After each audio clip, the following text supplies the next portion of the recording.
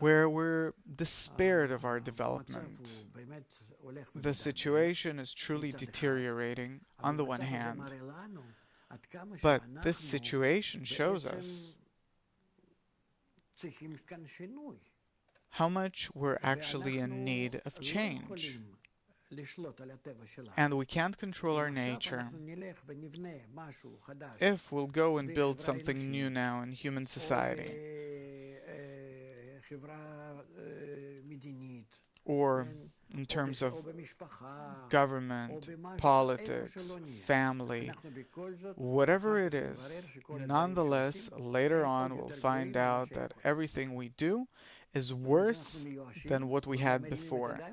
Meaning we're despaired, we give up, we don't want anything anymore, we don't want to get married, we don't want to have children. The governments understand that they can't control anything.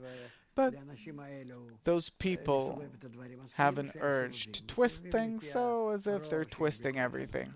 They're twisting everything according to the evil existing in each and every one of them, and this is the result that we see. And therefore, we are in the so-called recognition of evil, the recognition of the evil of human nature. That in this case, as if sit and do nothing, better. Why? Because at least don't do anything, then things won't be worse than they already are. And therefore humanity instinctively is as if becoming despaired, starting to stop itself, slowing down its entire development. And this is what we're seeing. And we can especially feel it in economy, international trade, and all of the commercial systems, economical systems. That's it. People don't want anymore. Many of the young people don't want anything. They prefer to live their life this way, not to be committed to anything, not to leave their parents' house, get some kind of a minimum income, and also not to develop. Not history, not culture, not education, not drawing, not nothing. They don't want anything. What will I have as a result? Meaning we have already passed that point in which we've learned that nothing satisfies me. And on the contrary, anything that will develop will only give me a greater recognition of evil. So we can say that maybe people don't want the already known, but maybe they want, people are still in a state where they don't want anything because they're despaired and they don't know how to solve this problem. And this is a big problem. Suppose if we're talking to the younger generation, in the meantime they're very skeptic. They don't want to hear anything. Meaning they're still despaired of how things were, but still it does not pain them enough that they're not doing anything about it. And therefore, there's no soil yet in order to sow the seeds for the new development. It still doesn't interest them. They still don't feel bad about being in this period of delay. So from what I understood from our previous talk is that this entire process is a necessary one, that it's the program of nature that's working in us this way. This is what we discover from the wisdom of Kabbalah. It's not that people discover this. We, the Kabbalists, discover this general program that's working in nature. And we're bringing the explanation about it to all people because the wisdom of Kabbalah necessitates us to do this in our generation and to start to teach people what do we really have to do, where these signs that we see from nature and the method which has to show them what is the real program go hand in hand. This method is 6,000 years old,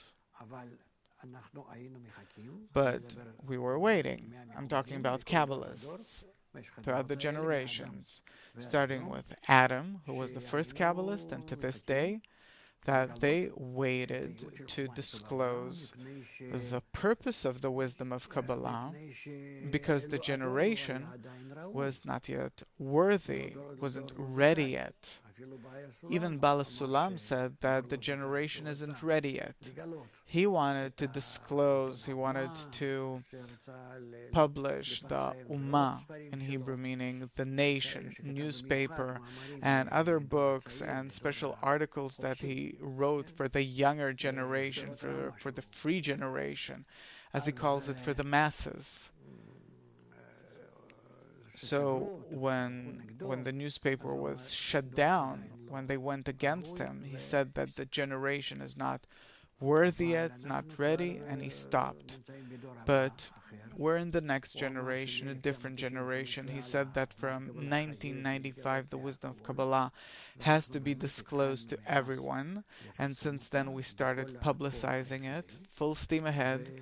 And to this day, we're in a state where even though that there are many forces that are going against us, we have no choice. Human development and the order coming from above, from the program itself, from the upper force, forces us to do this. So, according to the wisdom of Kabbalah, this program that has developed us all throughout history, human history, where is it aiming us right now?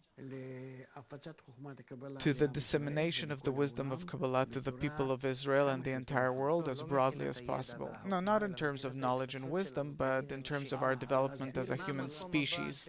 What is that next place, the next level that this program wants to develop us to?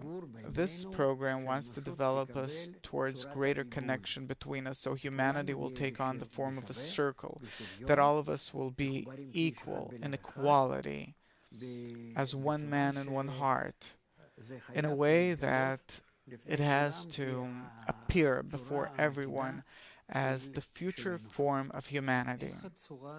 How will this form that you call a circle influence the discontent that people feel today, that as if maybe materialistically they have everything, but something in the heart is missing, that maybe I was born with a golden spoon in my mouth looking at our generation. I don't have the burdens of life, the concerns of life like my father or grandfather had. And still, how does this form of the circle have to do with that people have everything but something's missing? Not something, the main thing, the gist is missing. The reason of what am I living for, the purpose of life, the meaning of life is missing.